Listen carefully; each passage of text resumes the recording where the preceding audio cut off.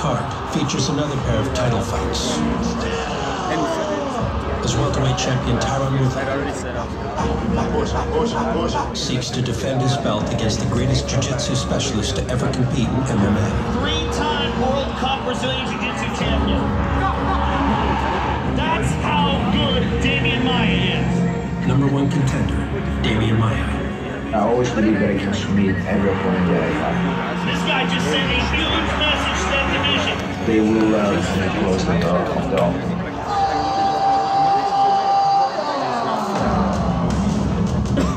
Ask me how many times I've been submitted. None. But I'm the world champion. And I'm gonna go out there and I'm gonna show them. Rounding out the title bouts will be a matchup for the vacant women's featherweight championship.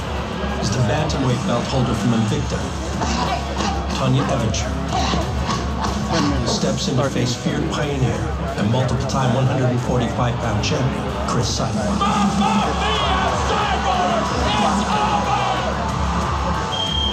Hell yeah, I'm gonna fight her. I'm a world champion. I feel like I'm the best. I'm gonna fight every single person you put in front of me. Nice head, Fred. Beautiful, Fred. You know, always when I fight, I want to do what my fans like to see. I want to kill. The Anaheim awaits the biggest card of the year. First, get ready for UFC 214.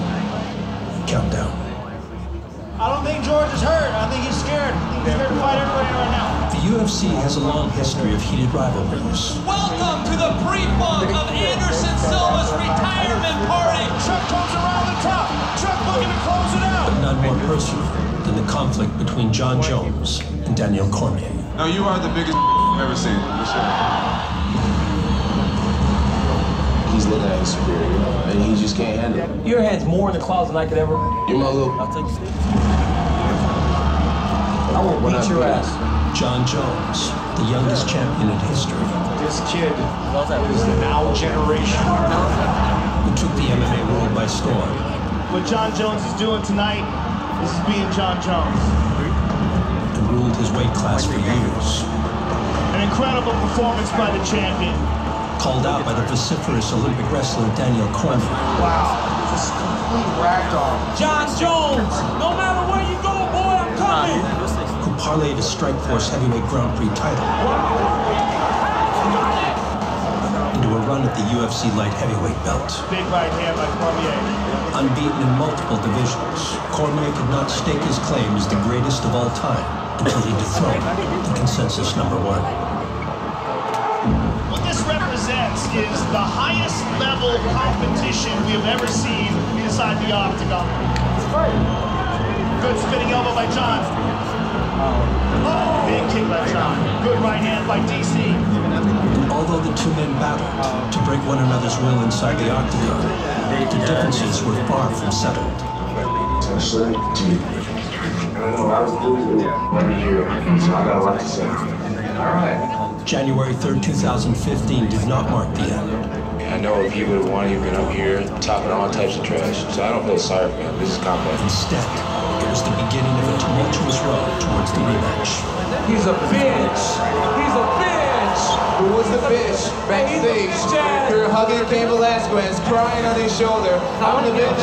You know what's the beauty of me being the competitor I am? I forgot about that. I'm about to whip your punk ass. Oh, you forgot about it. Beat your punk ass. Did you actually get it?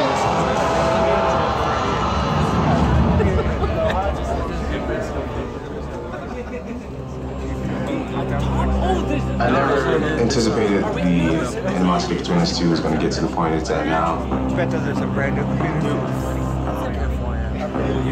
At this point, you know, the trash talking is extremely personal. Wish they would let me next door so I could spit in your face. You know I would absolutely kill you ever did something like that. You can never kill me. Oh, I bet you I could, but at the end of the day, I won the fight. And like I always say, the guy who wins the fight, he wins the argument. So I constantly remind DC, I kicked his ass. Last time I foot swept you, held my hand on your head like you're my bitch. This guy's supposed to be the Olympian. More than 2 years have passed since their first contest. And with Cormier as champion today, the all-time great John Jones prepares as the challenger, ready to return to the pound-for-pound throne. Cross hook, right knee. I knew after the first fight was done that the stories in the past were far from being over. I think John Jones is the best of all time in any weight division. I think Daniel Cormier is right there. I mean, look what he did in heavyweight, knocking people out. They're two alphas, they're two of the greatest light heavyweight champions ever, and luckily enough, July 29th, we get to see these two go head-to-head once again. I outworked him. DC's got to get busier. I outlast him. He's looking to take him down again, and he does. I believe I'll do it again.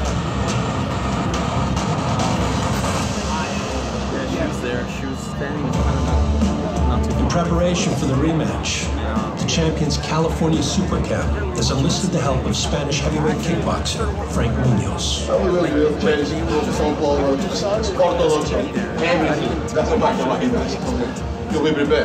Whose body type and striking acumen closely emulate that of John Jones. With the added presence to accompany former heavyweight champion Cain Velasquez, Cormier believes he has every look necessary to correct his shortcomings from the first contest. The last time Daniel fought John, I feel like it was a close fight, first round or so. But when they got to the championship round, you know, his experience in those situations really did show itself. He stayed the course longer than I did. He's really taking it to DC. He just needs to do what he does in here. Just go out there and win it. I've been sparring guys that are strikers at the highest level, so I'm a much better fighter today. Since the moment the first fight ended, DC has been preparing for this rematch, which was originally scheduled for May 23, 2015 in UFC 187.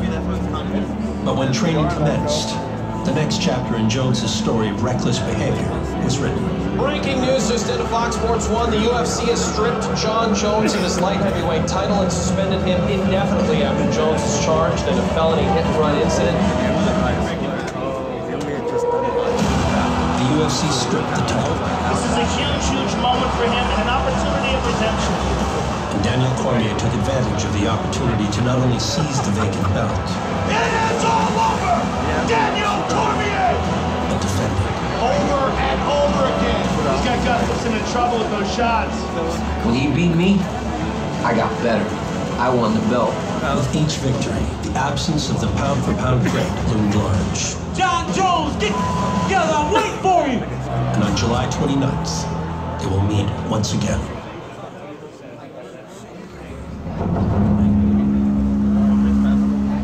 Following an extended hiatus from MMA, John Jones completed legal proceedings for numerous indiscretions and returned to the octagon in April of 2016 to recapture his belt. Returning for the first time in 476 days, John Jones is back! This time, it was Daniel Cormier who was not prepared to run it back. And Ovid St. Preux stepped in for the interim title fight while the champion recovered from injury.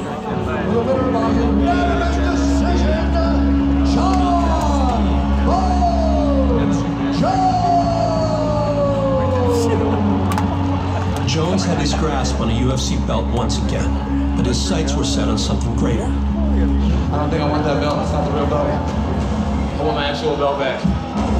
And with that, the fight was booked again as the headliner for the historic UFC 200. The biggest, baddest fight card in UFC history, UFC 200.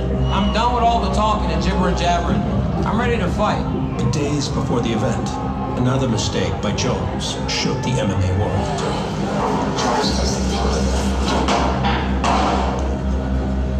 U.S. Anti-Doping Agency has informed John Jones of a potential anti-doping policy violation. There is insufficient time for a full review before the scheduled bout, and therefore the fight has been removed from the fight card. John Jones, perhaps the greatest fighter we have ever seen, would spend another year during the prime of his career watching from the sidelines.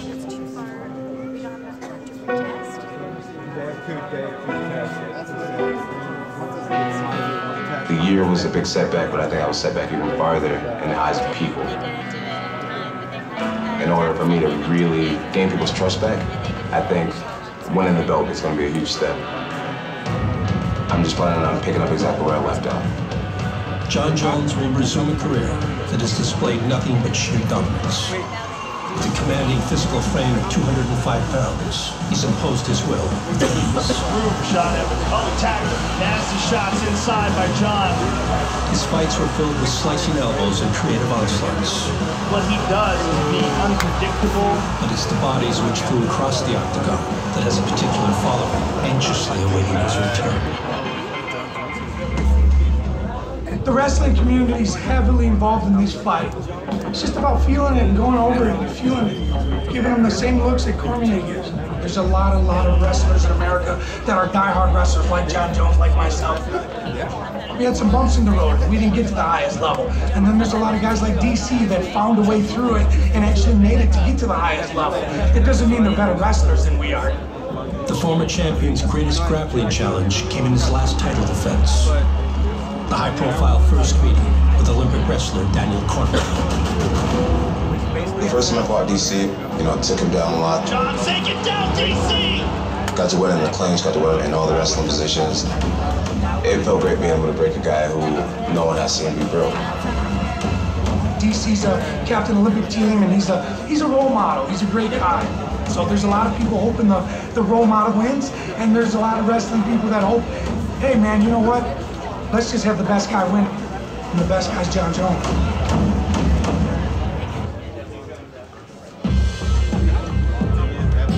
As Jones seeks to stifle Daniel Cormier once again, the light heavyweight champion of today reaches the confines of the American Kickboxing Academy and holds open the door for fellow members of the Wrestling Brotherhood willing to offer a helping hand. We have a strong team, and that's why we are where we are today. But sometimes you gotta outsource for the big fight. Duke University All-American Jacob Casper is spending summer vacation in San Jose. A trip inspired back in North Carolina during wrestling practice with the Blue Devils. 165? We watched the previous Jones-Cormier fight as a team, and I was saying how I didn't really like Jones, didn't care for him, and a teammate said that's funny because you wrestle like him. How to break his posture? You got to either move your feet hard, because he's coming like straight line, or switch that over and under position. This kid is good, he's young, and he'll try to take Daniel out. He's not going to hold anything back. It keeps Daniel on his toes, makes him work hard, and it just elevates his game. With a refined wrestling strategy, DC is ready to represent the sport that shaped him in the rematch. The wrestling community is like, we need you to beat this guy. These guys don't offer Jon the help, they offer me the help. I feel like I'm gonna whip this dude. And fight week will be normal again. Because for the last few fights, all the questions have been about Jon anyway. Fighting John Quebec Center in Buffalo, New York. This is UFC 210, Cormier versus Johnson 2. The cloud of Jon Jones has hung over Cormier's entire title reign, and his most recent outing was no exception. He has never been finished. He's 18-1. The only loss by decision to Jon Jones. Really looking to cement his championship legacy here tonight. One title defense against Alexander Gustafsson. Looking to make good on a second one tonight.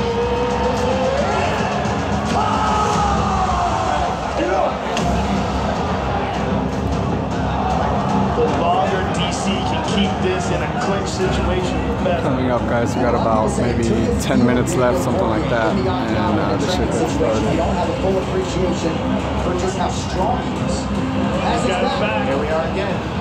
Oh my goodness.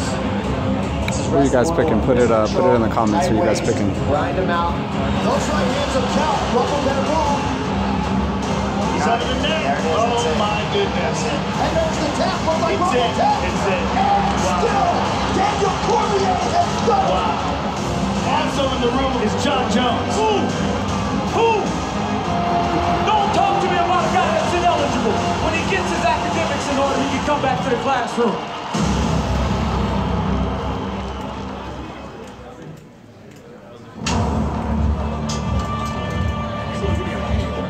In the high desert of Albuquerque, New Mexico, as another day begins, so continues training camp for the greatest fighter to ever live.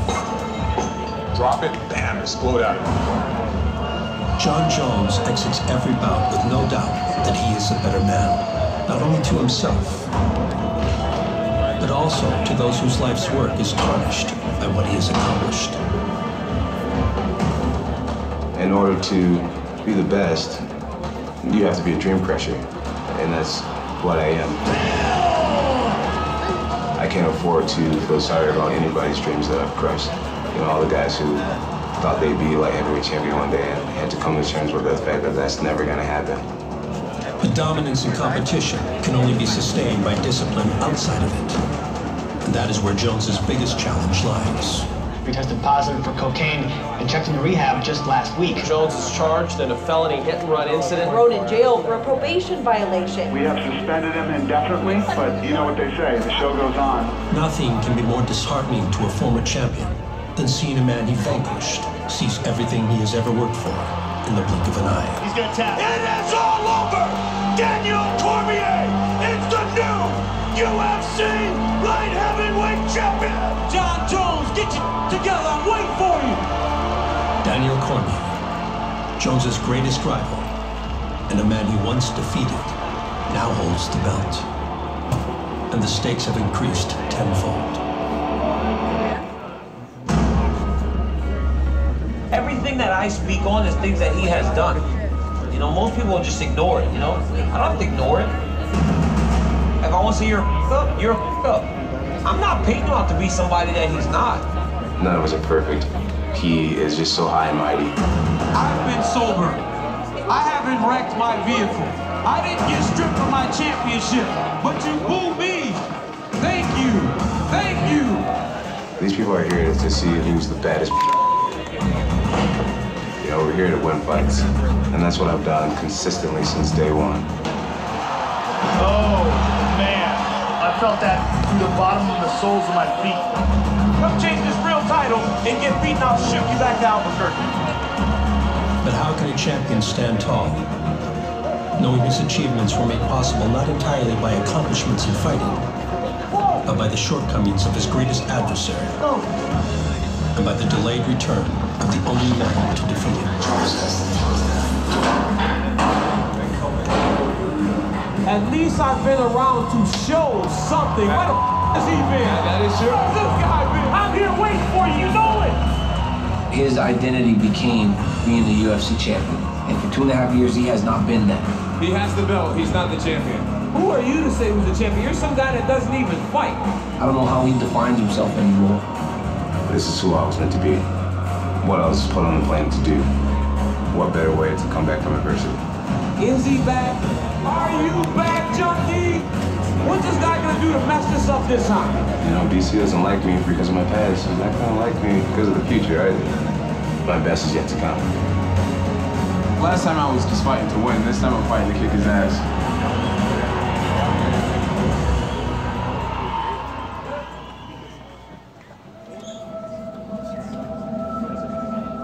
On July 29th, at UFC 214, John Jones and Daniel Cormier will finally share the octagon again.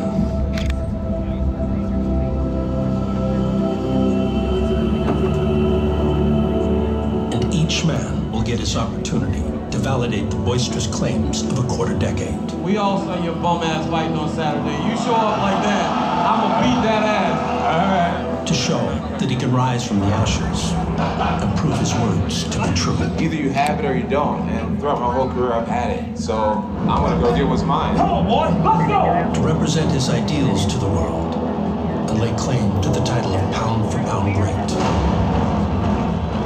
Even if only for a single moment under the bright lights of the Honda Center.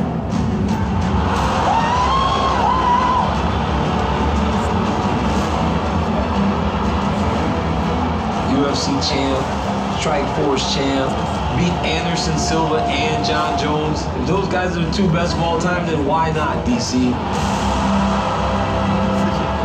He's not number one, and he never will be. He wasn't in college, he wasn't at the Olympics, and he wasn't in the UFC. Former UFC champion. That's what he's remembered for. He doesn't get the belt back.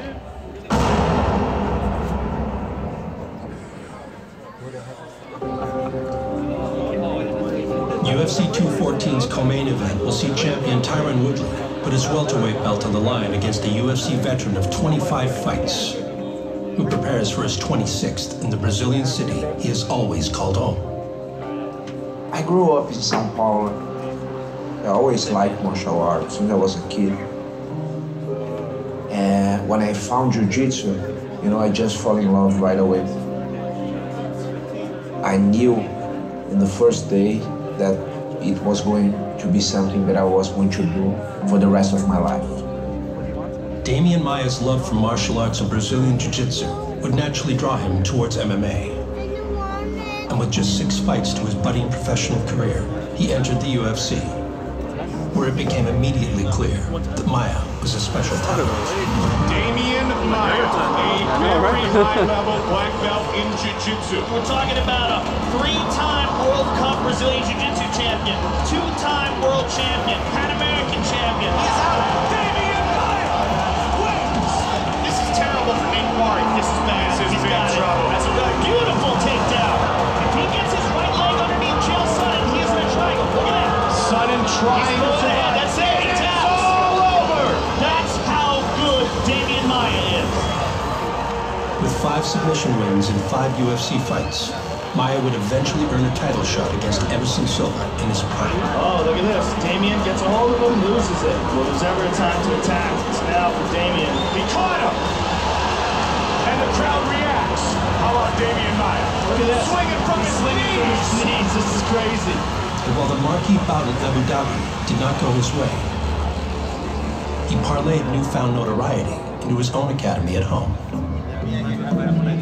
Everything that you do in life, if you really love what you do and you know you really enjoy, you're gonna be good.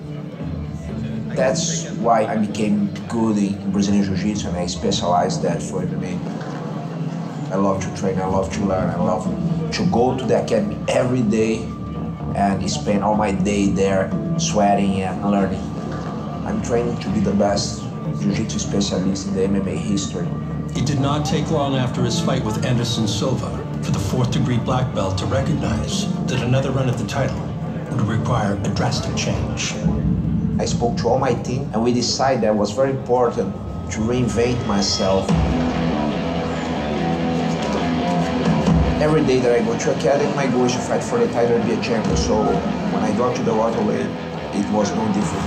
Damian Maia. Well, at 170 pounds. Yep. Damian's got him up in the air, then down. He's going to take his back, Mike. Softening him up with punches. This is just how good this guy is. So brilliant. Got him on the face. Oh, my goodness. And it's all over. This guy just sent a huge message to that division. The level of Brazilian Jiu-Jitsu that Damian Maia possesses is just off the chart. Looking for the finish. He got it. Maia has a ground game that is so unforgiving. Really dominant performance on the ground by Damian Maia. The reinvigorated Maia parlayed a 6-fight win streak into a main card matchup against surging contender Jorge Masvidal and aimed to prove he was ready to fight for the title once again. Immediately shoots, but when Maia has a hold of you, you're in danger. And this is what's going on right now. Maia's got a hold. And once he gets a hook in, then you're in trouble. He doesn't even need to go under your chin. He'll choke you unconscious through your eyeballs. This is like watching a snake trying to swallow its prey. Oh, this is where you don't want to be. Yeah, this ain't good at all.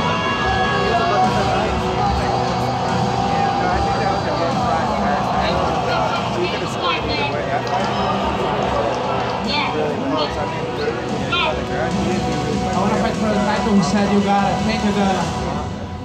Did a lot of damage. Maia's title shot against the hard-hitting champion Tyron Woodley is an MMA fan's dream matchup.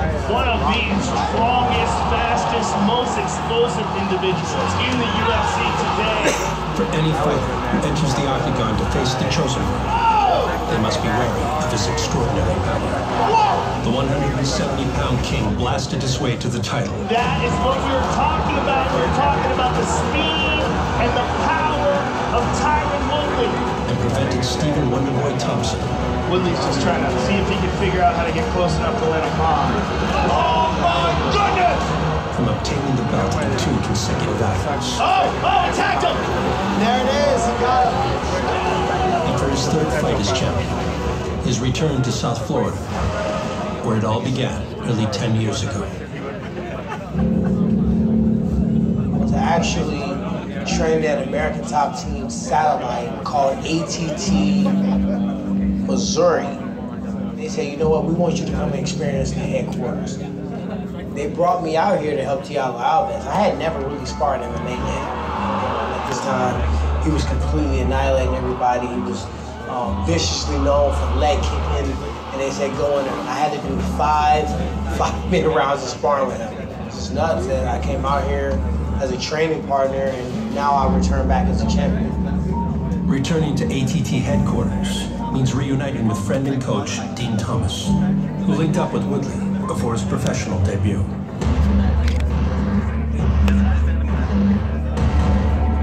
I met him in St. Louis. It was at one of his amateur fights, and he asked me to corner him, just randomly asked me to corner him. And I did. From that moment on, I knew he was going to be a star. He's great at putting everything together. And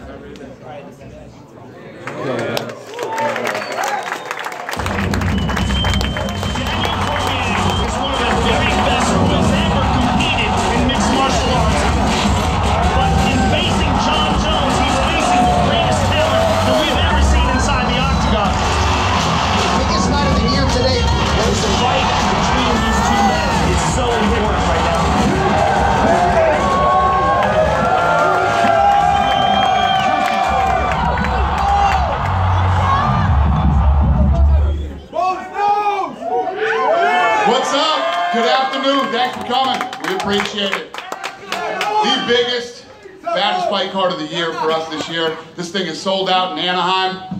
Who has the first question? It's good to be at a normal press conference again. For DC, please.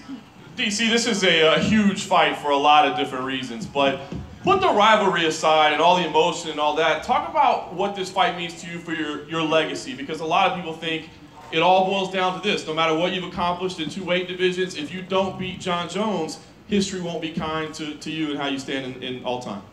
Well, I mean, I think in time, the result of one fight will not overcome everything I've done in this sport. But the reality is, for me, I do need to win this fight. Because if you look at all the things that I've done in my career, I've done it all outside of beating John Jones. It's the last thing for me to do.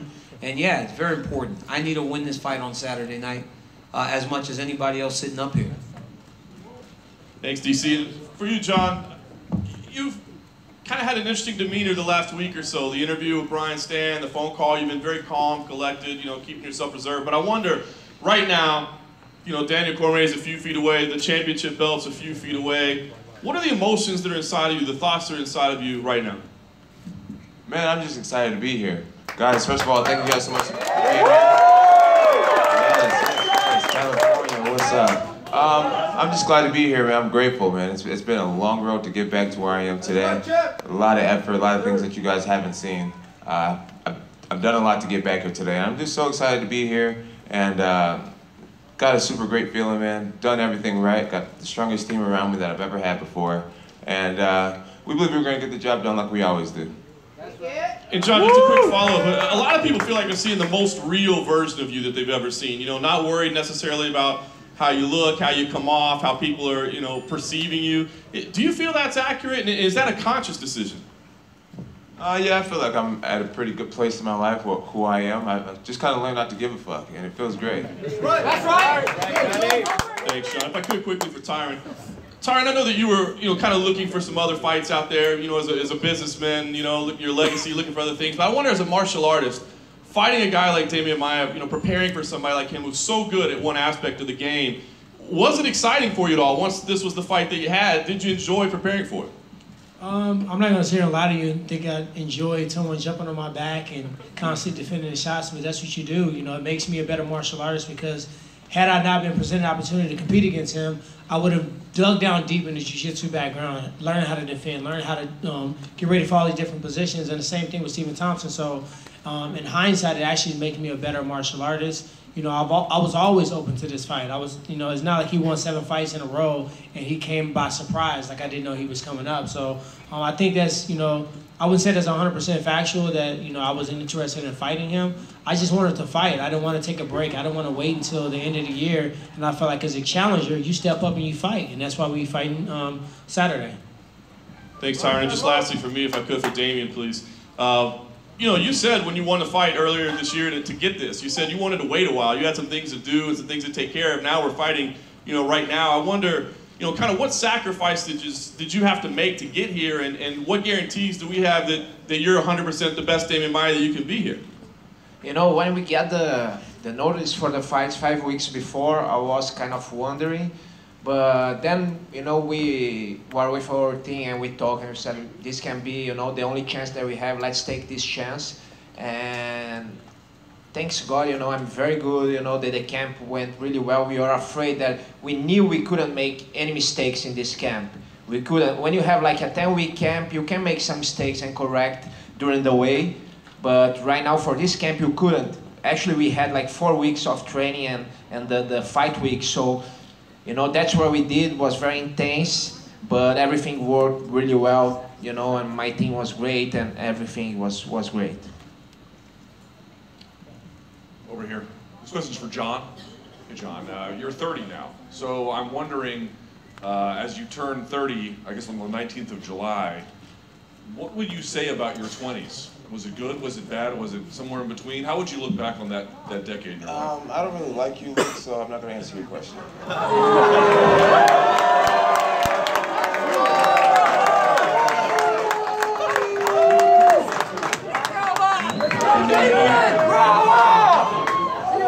Down here in front, Chris down here. This is your first fight week in the UFC, fighting at 145 pounds. How much easier is this week for you now you're fighting at your true weight? I think it's easier. I say hello for everybody come see me here. The easier fight, I think my camp I did really happy. You know, I think he cut from back to my division. I think he changed my move every day. I go train happy, and my team really happy with me. And you know, I feel great. I feel ready. And Saturday night is gonna be my day. Thank you. Tonya down here as well, to your right. Hello. You know, this is your first fight in the UFC as well. How much of a bigger deal does this feel than, I guess, fighting an Invicta, and how excited are you for Saturday night? To be honest, I'm just happy to be here, and you know, I think that this is definitely my time in my career. I think I'm at the top of my game. I think the beginning of my career was like, you know, it took me a while to catch on and figure out what kind of fighter I am, and I definitely think this is the right time in the right spot, and I feel like I'm in the right weight class at 135, and if you're in the right weight class, you can go down 10 pounds, you can come up 10 pounds either way, and I think that I'm definitely willing to do that. I just want to work, so here I am. Great stuff, thanks. And lastly, Daniel, straight in front of you, sir. You know, so much has been said since UFC 200, since that fight got cancelled. You've used, I guess, the term junkie with John a few times. You know, in your heart of hearts, do you truly believe that he has cheated and tried to get an advantage over you using illegal substances? Well, the other day, John about cried on the press conference because I had accused him of using steroids. But if I do feel he did try to cheat, yeah, I do. Why can't I not say what I feel? I say whatever I want. If I believe it in my heart, then I will say it. And yes, I do believe he's done it for a long time. So, I don't care. You got a pretty loud voice there, buddy. Good job. How long do you think I've been doing steroids? What's that? How long do you think I've been doing steroids? Well, you're probably about, well, you've earned a title fight, you know, so I imagine you're about 3-0 in the UFC, so those first few fights. Ovet St. Preux, Guzmão, and Forrest Bonner, or whatever his name is. What's that guy's name that he beat? Yeah, Stephen Bonner. Stephen Bonner. Those 3 fights is when you didn't do steroids, but everything else in the middle is eliminated. When I started powerlifting, 4 days a week, and I started, you know, with these chicken-ass legs with my bad genetics, I started deadlifting 600 pounds, squatting 500 pounds. USADA was in full effect. So how did I get away with that? You did. I'm not saying you did it last year versus Ovin St. Preux. You were clean last year when you fought Ovin St. Preux. When I was the biggest ever. That's why you look like you look. How do I look? You're a bum. That's why you looked like a bum last time. How do I look these days? Hey, that's all just. Hey, listen. That's all just for show. That's all just for show. I don't care about that. Who looks like a junkie here today? That's just all for show. You can show your six-pack. Who looks like a junkie? You can just show your six-pack. That's fine. That's all for show. Who looks like a junkie here today? I look like I'm like a crackhead with a suit on. Was that? Like a crackhead with a suit on. I could look like a crackhead with a suit on, but I've never been a crackhead like you do. So you can say I look like one, but I've never been one. I've never been one. Next question. Questions for John. John, you've obviously been largely inactive for the majority of the last 30 months. It wasn't really your choice, but what are some of the benefits, both physically and mentally, taking the time off? Oh man, it's been awesome. You know, I got thrown into, became a multimillionaire when I was 23 years old, and that can do a lot to someone who was never prepared for that type of lifestyle. You know, I grew up with the bare minimum, and then I found myself with the whole world in the palm of my hand, with all types of options, and I didn't do right by it. And you know, I think my talent and my brand, it grew faster than my character and me as a person. And so, having this last 2 years pretty much off, I really got to take a step back and look at my career and look at this organization as a fan, look at where I was in the position. And what I concluded was, I didn't take anything seriously. I mean, I was winning fights while partying, right? And I just started to think, like, you know, I just started taking everything for granted, and I started making mistakes. So it's been great to take a step back and to reevaluate things and prioritize, and to realize how much this sport means to me, how much this position means to me. And today I feel like a much better version of myself. I feel like, I just feel great. I feel rejuvenated. The next question is for Daniel. Daniel, even before you held the belt, you were always an ambassador for the sport, a true sportsman. So what can we make of your pivot and shift on social media to change the conversation from athletics and competition to male genitalia? Well, I think we've... one thing that we have done over social media is exactly what we do when we're in each other's presence. It's just another platform to really get after your opponent. And you know, he kind of put it out there that that's what it was, and that's why he didn't fight last year. So why not make fun of it? I mean, he makes fun of some of the things that I have done. You know, like the Olympics and the NCAA tournament and all these accomplishments that I've had in my life. And it's fine because it's all out there. So if it's out there, then it's fair game. So yeah, I make fun of his limp noodle. And then just for Dana, some people might point to comments that you made not too long ago that John would not headline a card. What ultimately led you to go in this direction with John and Daniel at the top of the card? Well, obviously, when that stuff happened at UFC 200, I was upset. I was upset with John Jones and you know, the whole situation. So, you know, this is the first time John and I have seen each other or talked in a year. So.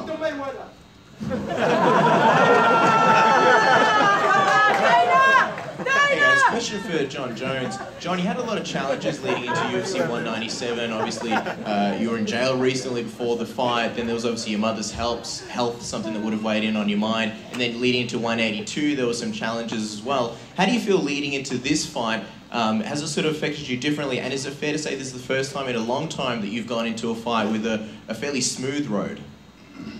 Yeah, I feel great. I feel like I answered this question already, but you know, I feel great. Like I said, I have a really strong team of people around me right now. My coaches, Roberto Alencar, Brandon Gibson, Greg Jackson, Israel Martinez, Mike Winkeljohn, Mike Benefield, Devin Clark. Man, all the guys that are in my life are leaders. They're leaders, they're extraordinary men, and super grateful to be surrounded by such a strong group of people. I feel supercharged. Everything's going so smooth, our energy's in a great place, and I got a feeling, man, we're going to take this great energy into the fight on Saturday night and absolutely dominate. So I feel great. I feel really great. I'm excited to prove these words to be true. I don't want to spoil your good energy, but at the end of the trailer, you utter some powerful words, which are, I need to win this fight, I need to get my life back. I'm just curious, how closely is the belt and being the champion tied to your life and your identity? And if for whatever reason that wasn't to happen, how would that affect you and I guess your life? Well, like I said, I won the belt when I was 23. I decided to be a martial artist at age 19. And I do associate my life with being a world champion. I mean, the majority of my adult life, I've been a world champion athlete. And even without the belt, I know that I'm a champion for the rest of my life. But yeah, I say I need to get my life back because a big part of me feels incomplete without it. I've heard Daniel say things like, you know, I'll be fine if I lose this belt. And it just shows me a lot about his attitude. I also heard him say something about, he said when he was doing an interview with Matt Serra, how he was preparing himself against Ryan Bader to lose a championship level fight, like he knew it was coming or it was possible. I don't think like that, you know. I really identify myself as a champion, and a champion without his belt, it's like a knight without a sword. I gotta have it, and so I'm gonna get it. Thanks, John. One more question for Daniel. A year ago, or a little over a year ago, you were in a similar position. You were doing the press conference for UFC 200. John Jones and yourself were on stage, and then obviously the fight didn't happen. How are you feeling now, leading into just a few days away from Saturday? And have you sort of allowed yourself to get excited and accept the fact that it is going to happen? You know, he's saying all the right things, seems to have done the right things. I mean, I don't really pay that close attention to him like he does to me, obviously, but he's saying the right things, he seems to be doing the right things, so there's no reason for me not to think that my business partner will show up on Saturday night, because we've done this so many times. This is the 5th time.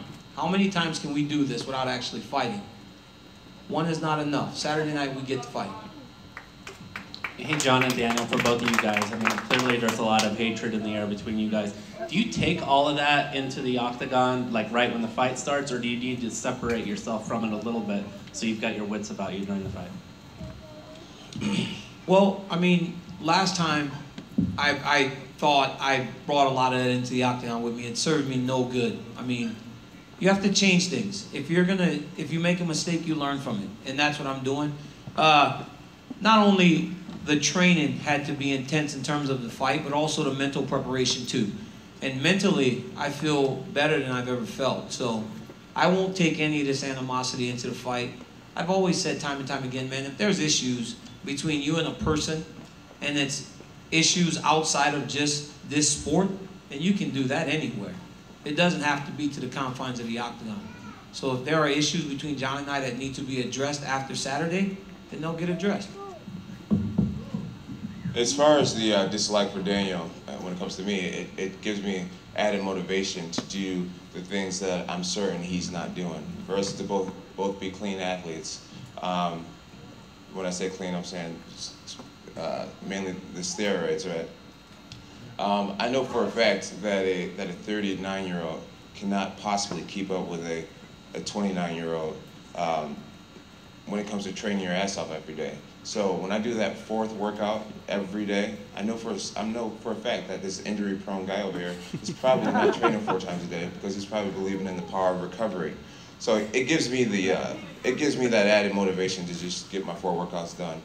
And as far as the hatred going into the octagon, Daniel's already said the first time we fought, that the adrenaline or that big fight feeling took over him, and that was part of the reason why he lost. I find that interesting. A guy who wrestled in the NCAAs, a guy who wrestled in the Olympics, a guy who fought for the Strikeforce Championship.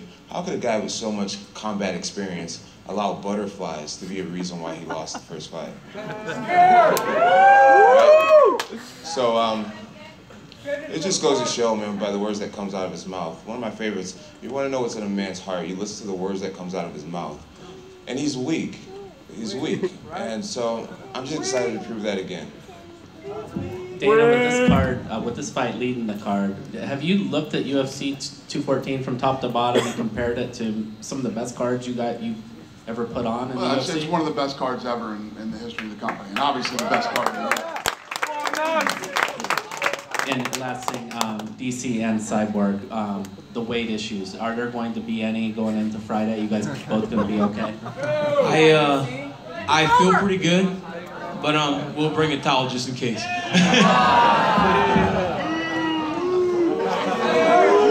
That's just not funny, bro. I feel great. Technically, you should have gave 20% of your purse to your opponent. Technically, you should have gave 20% of your purse to your opponent because you did not make weight. You can forever say that you are the 206.2 pound champion. Hey, listen, there are a lot of things that you shouldn't be sitting up here right now for all the shit that you've done. So you sit up there on your high horse, how the fuck can you judge? You have no room to judge nobody. You sit there with your fucking mouth shut before I walk over there and smack the shit out of you. We all know he won't do that, right? Are you mad, Daniel? The truth will set you free. If I don't get there, you've seen time and time again, can always say confidently that I am the only ever 206.2 pound champion of the world. You'll always have that title. Woo! This is actually a follow-up to that. Hold on a second. Go ahead, Cyborg, answer. Do you know, the last two fights I have high time, catch weight, and the 145 is my division. I want to show all my fans why I'm 10 years undefeated, 12. And then Saturday, I'm going to be amazing show and be violent, be Cyborg.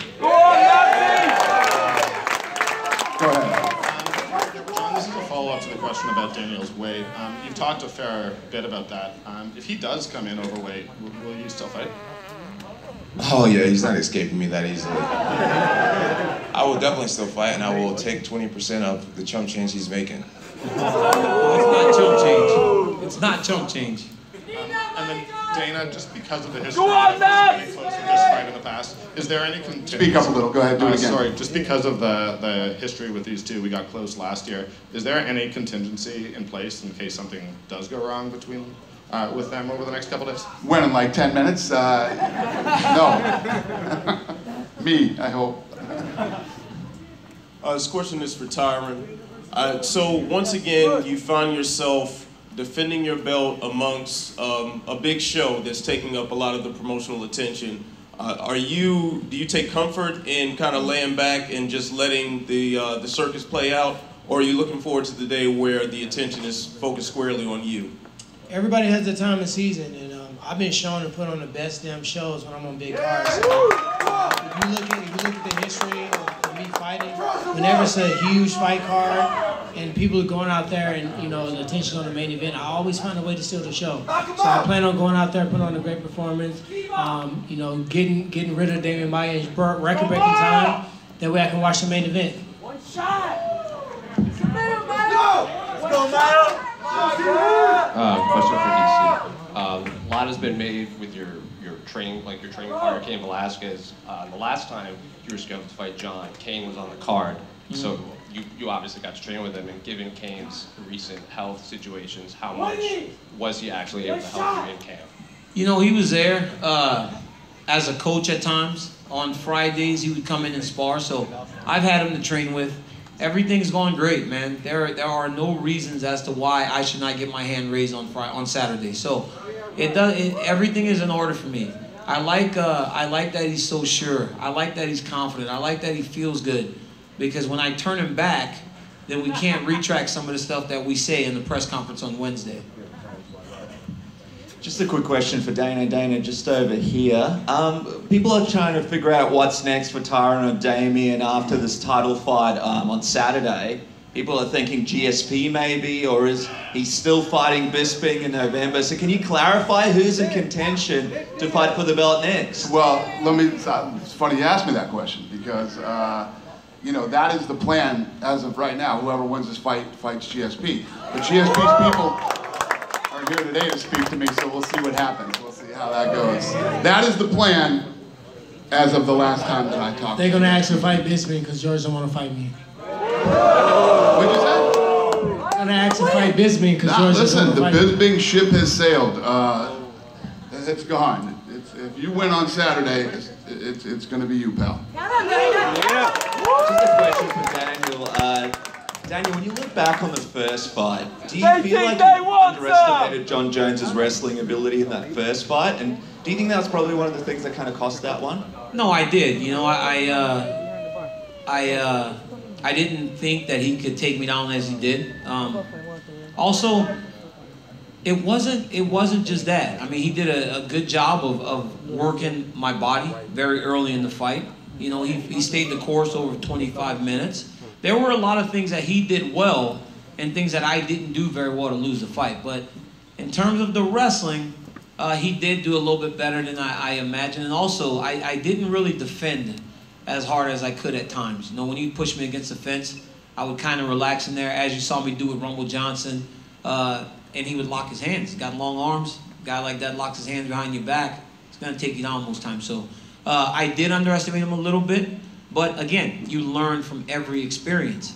And these are things that I will not do on Saturday night. Just shout out to Izzy Style Wrestling, Martini High School. One of the baddest motherfucking wrestling coaches in the game. You're the man, Izzy.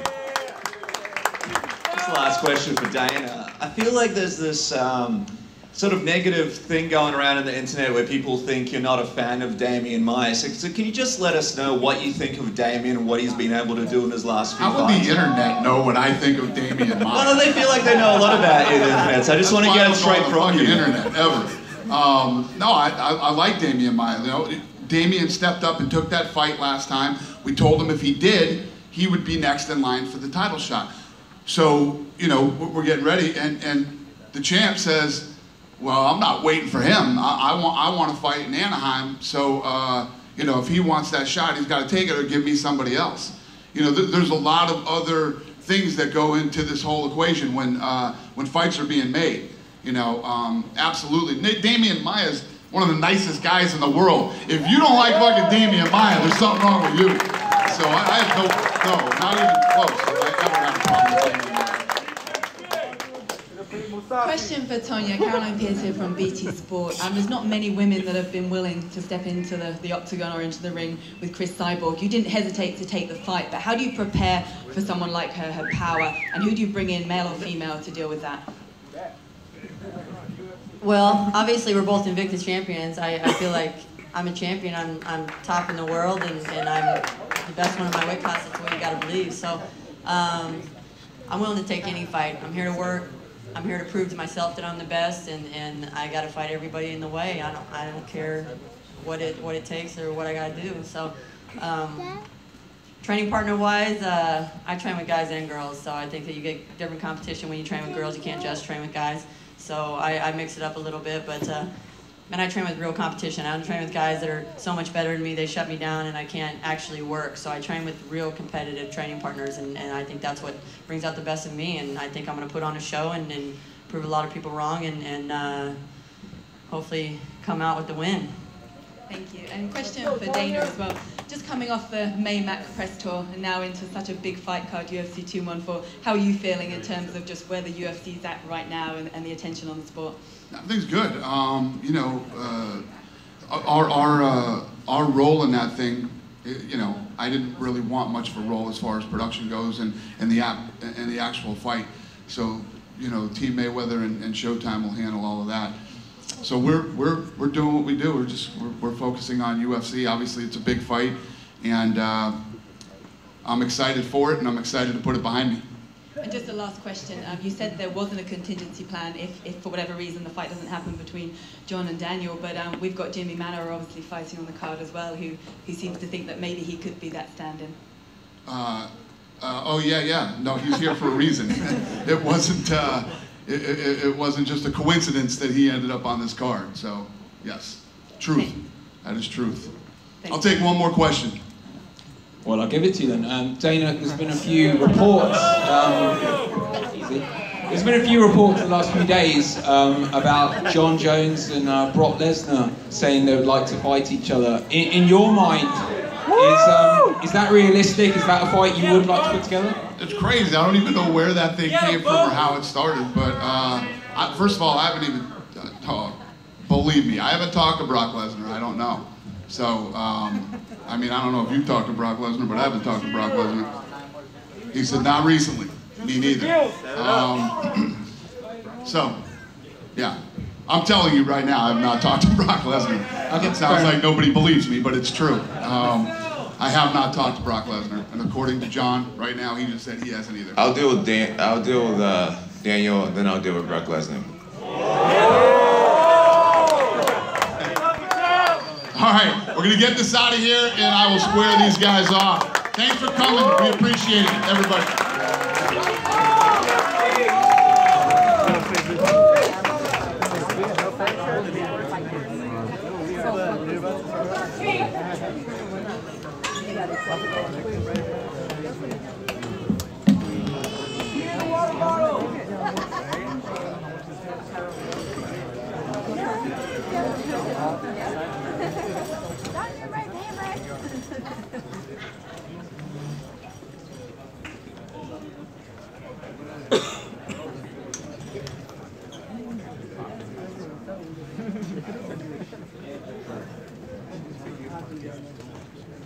What's that?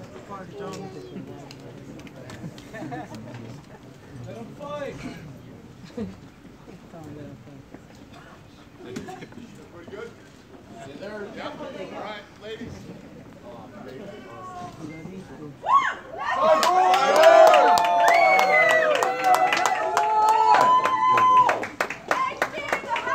New champ! Let's go! Let's go, Chris! Ruka Sport! Yeah!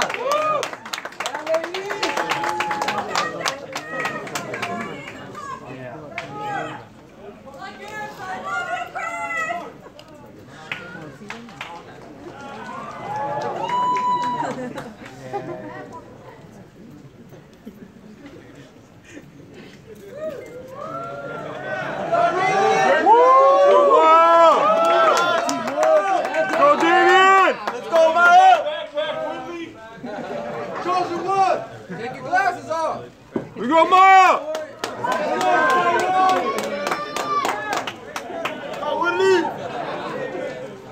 Maya, let's go!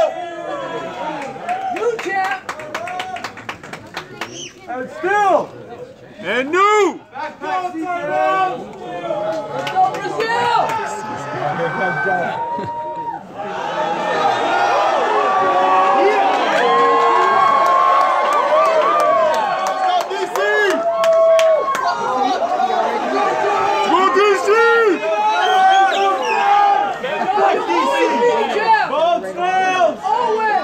Cut the blow! Cut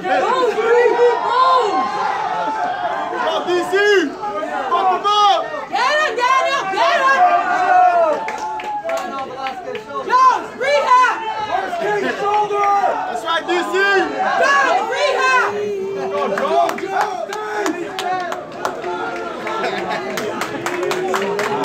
Go, DC!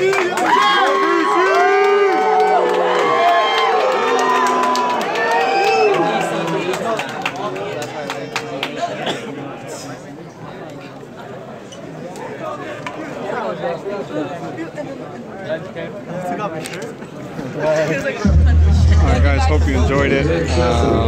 All the footage with kind of better quality will be up on my YouTube soon, so check it out. Thanks for watching, appreciate it. My bag, I asked dude if he could put my bag there. Go get it, Oh yeah, thank you. I don't want you to